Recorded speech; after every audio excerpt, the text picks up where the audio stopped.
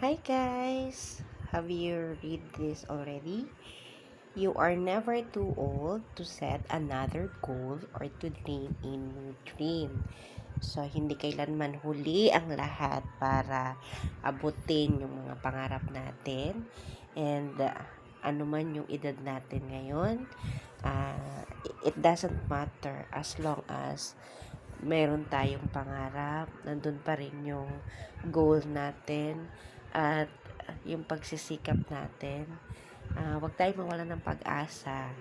Like, if you want to finish your study, pwede nyo samantalahin at i-grab yung opportunity sa free college na ino-offer ng ating gobyerno, no? At talagang gawin natin yung makakaya natin para makatapos tayo, guys, para sa pamilya natin. So, God bless, guys!